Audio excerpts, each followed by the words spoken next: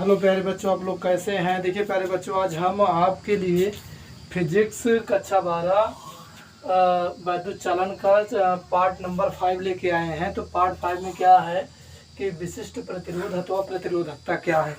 तो विशिष्ट प्रतिरोध का मतलब ये है कि आपको ये मालूम हो जाए विशिष्ट प्रतिरोध क्या है, इसे रो से व्यक्त करते हैं। तो विशिष्ट प्रतिरोध जो होता है आपका कि जब किसी चालक के सिरों के बीच वैद्युत क्षेत्र उत्पन्न किया जाता है तो उसमें वैद्युत धारा आई बहने लगती है। जब किसी चालक के सिरों के बीच वैद्युत क्षेत्र उत्पन्न किया जाता है तो उसमें धारा बहने लगती है। चालक के किसी बिंदु पर वैद्युत क्षेत्र E और धारा घनत्व J के अनुपात को विशिष्ट प्रतिरोध कहते हैं। इसे रो से व्यक्त करते हैं। तो सपोज करिए कि आपका कि वही मैं बताया, चालक किसी बिंदु पर वैद्युत क्षेत्र E तथा धारा घनत्व J के अनुपात को उस चालक के पदार्थ का विशिष्ट प्रतिरोध कहते हैं। इसे रो से व्यक्त करते हैं। तो विशिष्ट प्रतिरोध रो इक्वल टू वैद्युत क्षेत्र E अपान धारा घनत्व J। तो rho equal E by J, rho equal E by J। अब हम नई लाइन से लिखेंगे कि फिर समझिए, मैंने यही लिखा, जब किसी चालक के सिरों के बीच वैद्युत क्षेत्र उत्पन्न किया जाता है तो उसमें धारा बहने लगती है। तो वैद्युत चालक के किसी बिंदु पर वैद्युत क्षेत्र E और धारा घनत्व J के अनुपात को विशिष्ट प्रतिरोध कहते हैं या प्रतिरोधकता कहते हैं। इसे रो से व्यक्त करते हैं। तो विशिष्ट प्रतिरोध रो इक्वल टू वैद्युत क्षेत्र E बटा धारा घनत्व J या rho equal to E by J। तो इसके बाद हम लिखेंगे कि माना किसी चालक की लंबाई L, माना किसी चालक की लंबाई L और अनुप्रस्थ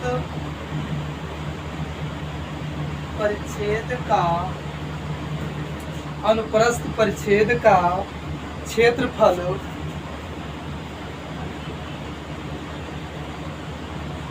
A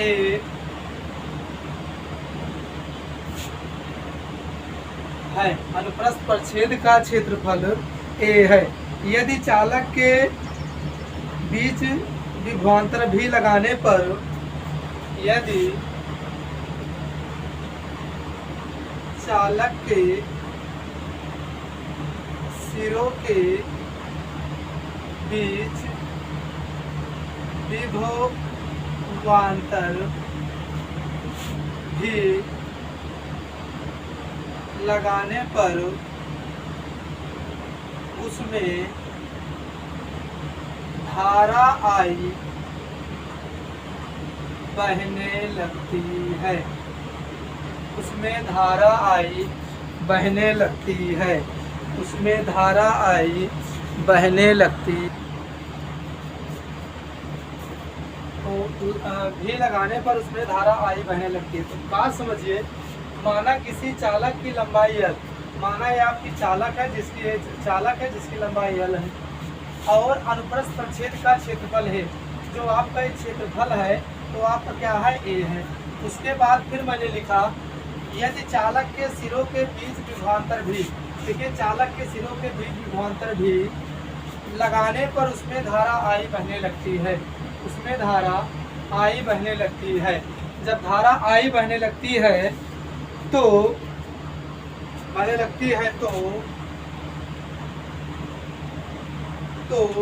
तार के सभी बिंदुओं पर,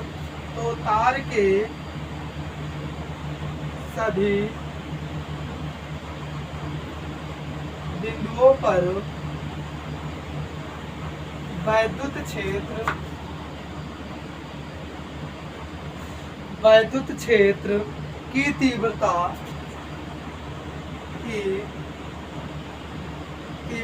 E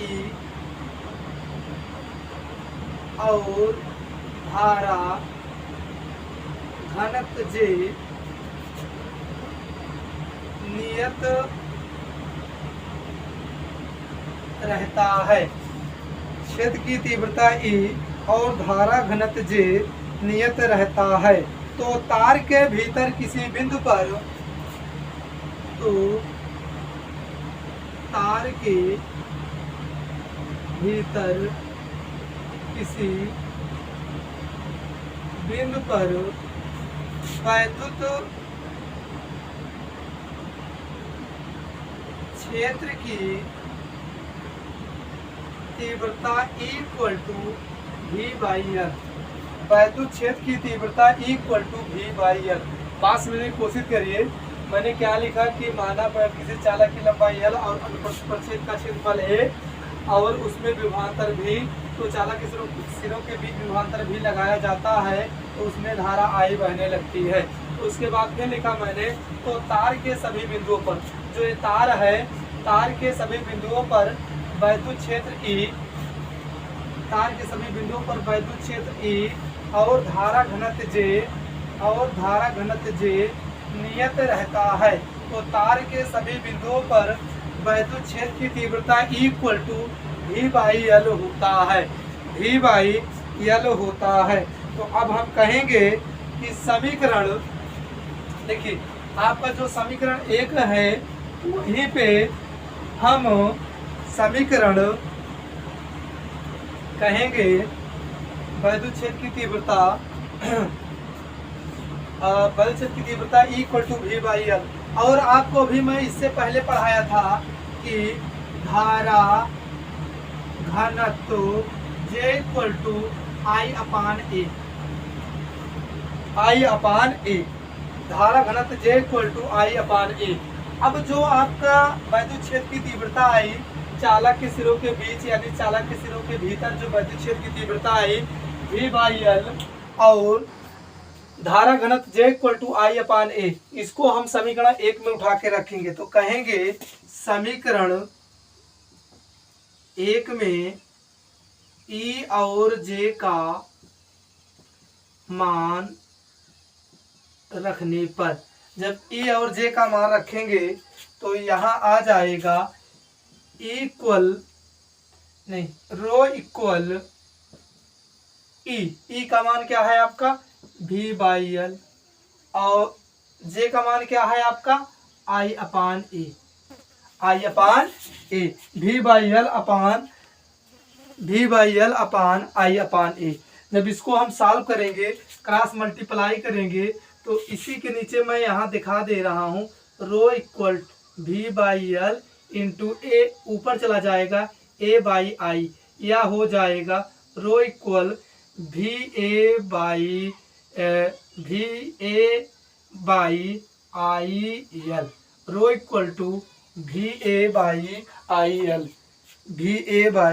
आई एल। अब यही हम लिखेंगे कि ऊपर मिटा देते हैं क्योंकि जगह की थोड़ा कमी है, तो आ जाएगा आपका, देखते हैं, rho equal to V A by I L, तो V बाई आई। तो अब यही लिखेंगे ओम के नियम से V बराबर क्या होता है आर आई, तो V बटा आई इक्वल टू आर, V बटा आई इक्वल टू आर। तो V बाई आई जहाँ है वहाँ हम क्या रख देंगे R। तो आपका हो जाएगा कि rho equal to R A by L, देखिए V बाई आई के साथ में मैंने क्या रख दिया R, तो rho equal to R A by L आ गया, तो अब हम कहें कि यदि तो बता दीजिए, इसका काम सब समाप्त हो गया। इसके बाद आपका आ जाएगा कि लिखेंगे यदि L बराबर 1 मीटर, A बराबर 1 मीटर स्क्वायर हो, तब यदि, यहीं से लिखना स्टार्ट करेंगे, यदि L बराबर 1 मीटर और A बराबर 1 metre square, A metre square क्यों लिखा, क्योंकि क्षेत्रफल का मात्रक क्या होता है metre, A for area, area माने क्या होगा क्षेत्रफल, तो क्षेत्रफल का मात्रक क्या हो जाएगा 1 मीटर स्क्वायर हो, तो रो इक्वल R आ जाएगा। देखिए यहाँ पे 1 मीटर, यहाँ पे 1 मीटर, 1 से 1 कट जाएगा, यहाँ क्या बचेगा R मीटर, तो यानी R metre, rho equal to R. तो रो इक्वल टू क्या आ गया, आर आ गया। या इसी को हम क्या कहेंगे, थोड़ा और इसको सही से सॉल्व कर देते हैं। देखिए आर आ गया, ए को हम क्या लिख सकते हैं, 1 मीटर स्क्वायर। इसको हम क्या लिख सकते हैं, 1 मीटर। तो 1 से 1 कट गया, मीटर से मीटर कट गया, तो आर क्या हो गया, मीटर। तो आर मीटर को हम लोग क्या कहते हैं, आर का मात्रा क्या होता है, ओम। आर का मात्रा क्या होता है, ओम। इसका क्या हो जाएगा, metre. R rho equal R O metre, rho equal R O metre, R O metre. तो इसके बाद लिखेंगे हम, अतः किसी पदार्थ का, अब इसी के नीचे लिखेंगे आप लोग, अतः किसी पदार्थ का विशिष्ट प्रतिरोध, अतः किसी पदार्थ का विशिष्ट प्रतिरोध 1 मीटर लंबे, 1 मीटर लंबे व 1 मीटर स्क्वायर, 1 मीटर स्क्वायर अनुप्रस्थ परिच्छेद, अनुप्रस्थ परिच्छेद का, अनुप्रस्थ परिच्छेद का, अनुप्रस्थ परिच्छेद का, अनुप्रस्थ परिच्छेद क्षेत्रफल, अतः किसी पदार्थ का विशिष्ट प्रतिरोध 1 मीटर लंबे व 1 मीटर स्क्वायर अनुप्रस्थ परिच्छेद का क्षेत्रफल वाले तार के प्रतिरोध के बराबर, वाले तार के प्रतिरोध के बराबर होते हैं, बराबर होते हैं। तो यहाँ से आप लोग समझ सकते हैं कि अतः किसी पदार्थ का विशिष्ट प्रतिरोध रो 1 मीटर लंबे व 1 मीटर स्क्वायर अनुप्रस्थ परिच्छेद के क्षेत्रफल वाले तार के प्रतिरोध के क्या होते हैं, बराबर होते हैं। प्रतिरोध के क्या होते हैं, बराबर होते हैं। इनके कहने का मुताबिक यही है कि यदि हम L बराबर 1 मीटर ले लेंगे और A बराबर 1 मीटर स्क्वायर ले लेंगे तो रो इक्वल आर आ जाएगा। रो क्या है, विशिष्ट प्रतिरोध, आर क्या है, प्रतिरोध।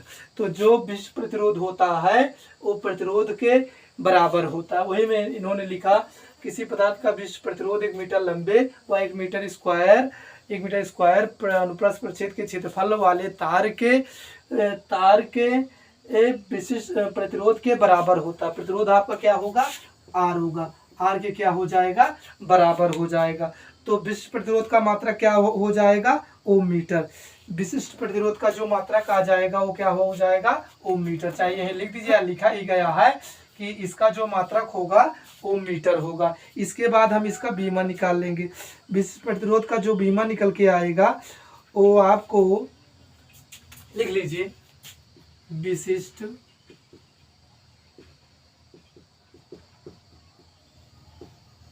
प्रतिरोध का बीमा रो इक्वल टू आर का बीमा, आर का बीमा गुणे ए का बीमा बटा यल का बीमा।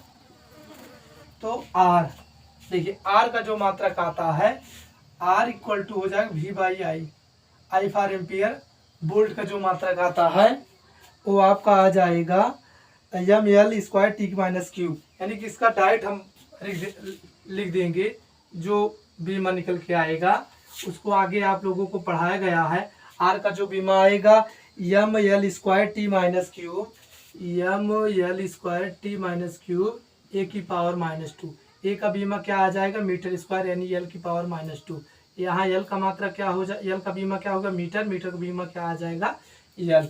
तो यही आपका निकल के आ गया। जब इसको हम सॉल्व करेंगे सारा तो क्या निकल के आ जाएगा, यहाँ देखिए। तो यहाँ से आएगा M L 4 T minus cube A की पावर -2 बाई यल, क्या आ जाएगा बाई यल आ जाएगा, या यहाँ से आ जाएगा ml4 t minus cube A की -2 एल का इनवर्स, या इसके बाद हम यही लिख देंगे तो ml, देखिए 4 में से एक घटेगा तो 3 आ जाएगा, t माइनस क्यूब आ जाएगा, ए की पावर -2 आ जाएगा। तो इसकी बीमा क्या आ जाएगा, ml3 t की पावर -क्यूब ए की पावर -2 आ जाएगा, ए की पावर -2 आ जाएगा। किसकी बीमा निकल के आएगा, विशिष्ट प्रतिरोध का बीमा निकल के आएगा। तो विशिष्ट प्रतिरोध का जो बीमा निकल के आएगा यही आपका निकल के आ जाएगा। या एक फार्मूला और आप लोग जानते हैं कि नोट में लिख लीजिए, ये अक्सर कहीं कहीं पूछा ही जाता है, इसको मैं बता दे रहा हूँ। तो लिखेंगे आप लोग आर रो इक्वल, अभी मैं बताया कि जो रो इक्वल होता है आर ए बाई एल होता है, आर ए बाई एल होता है। तो अब आर इक्वल निकालेंगे तो क्या आ जाएगा, देखिए जब आर को निकालें मल्टीप्लाई करेंगे, जब मल्टीप्लाई करेंगे तो आर ए रो यल, या R equal to rho L by क्या आ जाएगा ए। रो क्या है, कांस्टेंट है, रो क्या है आपका कांस्टेंट है। रो जब कांस्टेंट होता है, रो आपका क्या हो जाएगा कांस्टेंट, लिख दीजिए किसी पदार्थ के लिए रो क्या है, नियतांक है, नियतांक है। तब आर जो होता है यल के अनुक्रमानुपाती होता है, जो प्रतिरोध होता है क्षेत्रफल के व्युत्क्रमानुपाती होता है, यही इसका रूल है। आर जो होता है वो आपका यल के अनुक्रमानुपाती होता है, आर जो होता है क्षेत्रफल के व्युत्क्रमानुपाती होता है, या इसको हम डायरेक्ट लिख सकते हैं R proportional L by A, R proportional L by A, क्योंकि आर आर आर आ जाएगा, प्रोपोर्शनल प्रोपोर्शनल आ जाएगा, 1 से मल्टीप्लाई एल में करेंगे तो एल आ जाएगा, ए नीचे है तो ए आ जाएगा, आर प्रोपोर्शनल एल बाई ए। इसके बाद अगली हेडिंग आपकी है, या इसी में लिख लीजिए कि अतः इससे स्पष्ट है, लिख लीजिए अतः इससे स्पष्ट है, इसी के नीचे लिखेंगे आप लोग अतः इससे स्पष्ट है, अतः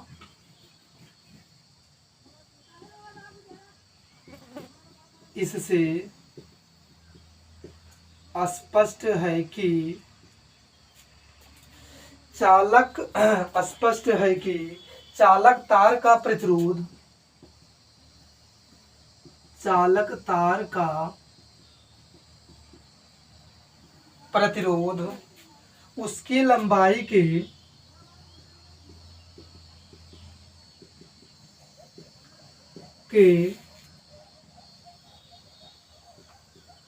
अनुक्रमानुपाती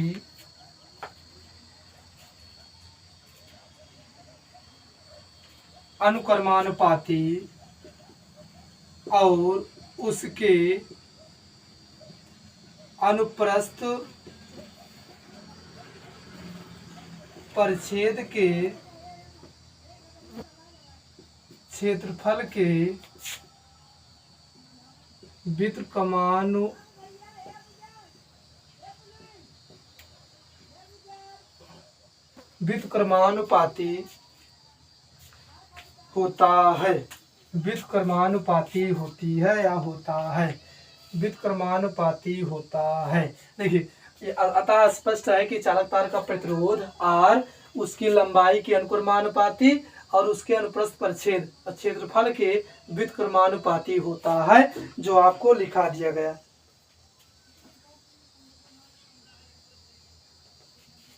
तो यही आपका क्या आ गया, आंसर आ गया। इसके बाद फिर अगला आपका हेडिंग है, उसको हम बताएंगे। तो अगली हेडिंग आ गई आपकी श्रांति काल के पदों में विशिष्ट प्रतिरोध, श्रांति काल के पदों में विशिष्ट प्रतिरोध। तो इससे पहले ये हेडिंग पढ़ाने से पहले एक हेडिंग आपको पार्ट नंबर 4 में पढ़ाया गया था कि अनुगमन वेग के आधार पर ओम के नियम की व्याख्या। तो वहाँ पे आर के स्थान पर जो आर कांस्टेंट निकल के आया था, तो वहाँ जो आपका लिखा गया था कि आर इक्वल टू निकल के आया था कि M L square, R equal to M L upon N E square A tau. तो ये जो निकल के फार्मूला आया था वहाँ V by I equal to इतना सारा M L upon N E square A tau आया था। तो इसको क्या मान लिया गया था, आर कांस्टेंट नियतांक। तो वहाँ क्या आ गया था, V equal to I by R. तो वही आपका था ओम के नियम के आधार, अनुगमन वेग के आधार पर ओम के नियम की व्याख्या। वही कह रहा है श्रांति काल के पदों में विशिष्ट प्रतिरोध की गणना कीजिए। तो मैंने कहा कि आप प्रतिरोध R equal to M L N E square A tau. तो अब ये आपका क्या निकल के आ गया, वहां से फार्मूला निकल के आ गया। इसके बाद फिर आपको क्या पढ़ाया गया अभी कि विशिष्ट प्रतिरोध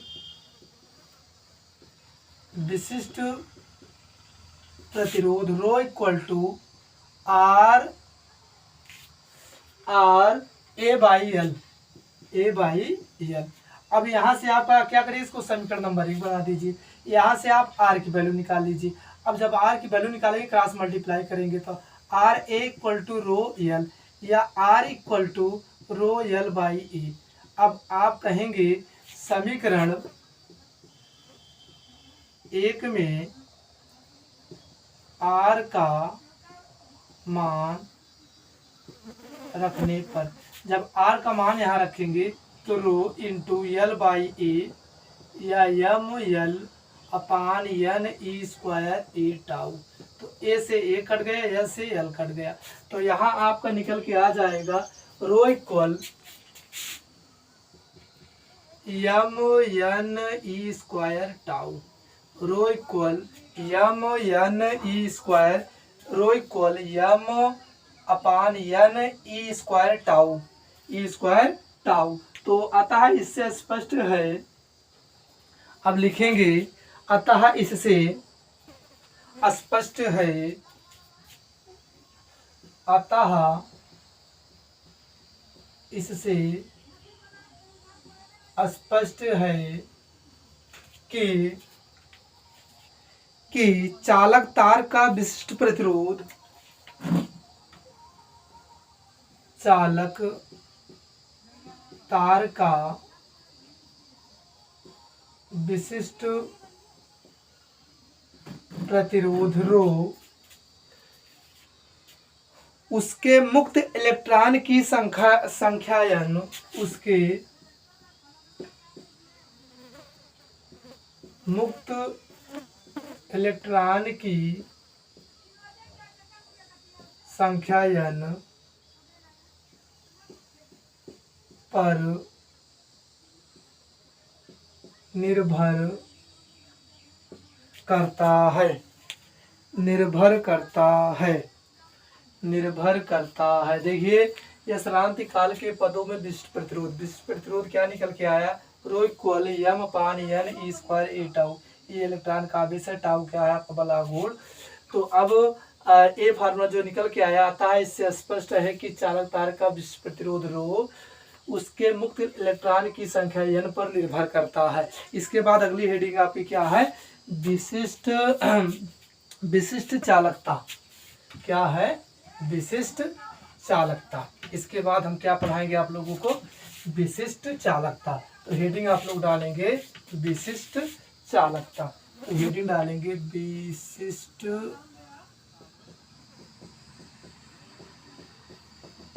चालकता। तो विशिष्ट चालकता में आप लोग लिखेंगे तो अगला क्या है कि विशिष्ट चालकता या स्पेसिफिक कंडक्टेंस। तो किसी पदार्थ के विशिष्ट प्रतिरोध, किसी पदार्थ के विशिष्ट प्रतिरोध के व्युत्क्रम को विशिष्ट चालकता कहते हैं। इसे सिग्मा से व्यक्त करते हैं। या विशिष्ट चालकता सिग्मा इक्वल टू 1 बाई विशिष्ट प्रतिरोध, व्युत्क्रम माने उल्टा।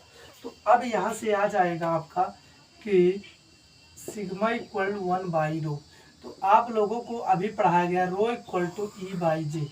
किसी चालक की वैद्युत क्षेत्र की तीव्रता ई और धारा घनत्व जे के अनुपात को विशिष्ट प्रतिरोध कहते हैं। अभी मैंने पढ़ाया जस्ट, किसी चालक की वैद्युत क्षेत्र की तीव्रता ई और धारा घनत्व जे के अनुपात को विशिष्ट प्रतिरोध कहते हैं। इसे रो से व्यक्त करते हैं। तो रो इक्वल ई बाई जे। अब यहाँ ई बाई जे रखेंगे तो 1 बाई ई बाई जे, या जे इक्वल जे बटा ई सिग्मा इक्वल, या sigma equal to J by E, या sigma equal to J by E, या sigma equal to J by E आ गया। तो सिग्मा इक्वल टू क्या आ गया, जे बाई ई आ गया। या इसको जब हम क्रॉस मल्टीप्लाई करेंगे तो जे इक्वल टू आ जाएगा सिग्मा इंटू ई, सिग्मा इंटू ई आ जाएगा, सिग्मा इंटू ई आ जाएगा। तो यह धारा घनत्व है, ये है आपका विशिष्ट चालकता है, ये वैद्युत क्षेत्र की तीव्रता है या वैद्युत क्षेत्र की चालकता है। तो वेक्टर रूप में अगर इसको हम लिखें तो इसे हम लिख सकते हैं J vector sigma cross vector E, sigma cross vector E, या लिख दीजिए इसके नीचे लिखना चाहते हैं तो धारा घनत्व विशिष्ट चालकता वैद्युत क्षेत्र की चालकता, वैद्युत क्षेत्र की चालकता, वैद्युत क्षेत्र की चालकता, यही विशिष्ट चालकता और धारा घनत्व में संबंध है। यही इसके नीचे लिख लीजिए, यही विशिष्ट चालकता और धारा घनत्व में संबंध है। यही विशिष्ट चालकता और धारा घनत्व में संबंध है। इसके बाद फिर आप लोग लिखेंगे कि इसका मात्रक, इसका मात्रक क्या होगा, चलिए इसका मात्रक देख लीजिए। इसका मात्रक मतलब सिग्मा, विशिष्ट चालकता का मात्रक, इसका मात्रक 1 बाई विशिष्ट प्रतिरोध। अभी मैंने विशिष्ट प्रतिरोध का जो मात्रक निकाल के लाया था ओम मीटर निकाल के लाया था। क्या निकाल के लेके आया था, ओम मीटर। तो अब इसका मात्रक क्या हो जाएगा, ओम मीटर, विशिष्ट प्रतिरोध का मात्रक ओम मीटर। जब इसको ऊपर ले जाएंगे तो ओम इनवर्स मीटर इनवर्स। अब इसकी बीमा लिख लेते हैं, बीमा लिख लेते हैं। किसकी बीमा, विशिष्ट चालकता की बीमा। तो विशिष्ट चालकता की बीमा क्या है, अब सेम इसी का अपोजिट आ जाएगा, विशिष्ट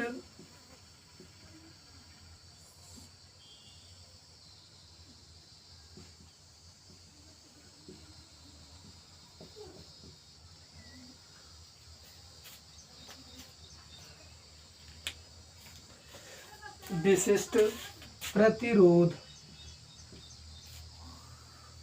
की बीमा। जब इसकी बीमा निकालेंगे तो हो जाएगा विशिष्ट प्रतिरोध की बीमा। तो विशिष्ट प्रतिरोध की जो बीमा निकल के आएगा वो अभी जो मैंने निकाला था कि विशिष्ट प्रतिरोध का बीमा M L cube T minus cube M L cube T minus cube A की पावर माइनस 2, ए की पावर माइनस 2। तो यहाँ आपका क्या निकल के आ जाएगा, इसको ऊपर लेके जाएंगे तो यम एल क्यूब टी की पावर माइनस क्यूब ए की पावर माइनस 2 इनवर्स। तो यहाँ हो जाएगा M L inverse T plus ए की प्लस 2, क्योंकि देखिए minus plus minus, minus plus minus, minus minus plus, minus minus plus, ये भी प्लस हो जाए। ये इसकी बीमा निकल के आ गई। तो यही इसका बीमा निकल के आ गई। इसके बाद हम आपको पढ़ाएंगे ओमीय परिपथ। क्या पढ़ाएंगे, ओमीय। तो प्यारे बच्चों, आप लोगों को 2-3 हेडिंग पढ़ाई गई। तो मैं आप लोगों से यही निवेदन है, गुजारिश है, आशा है कि आप लोग चैनल को सब्सक्राइब करिए, लाइक करिए, शेयर करिए। तो जो त्रुटि हो उसको कमेंट बॉक्स में बताइए। तो आप लोगों को मेरी वीडियो पसंद आए तो लाइक करिए, मैं आप लोगों से यही आशा करता हूँ। Thank you.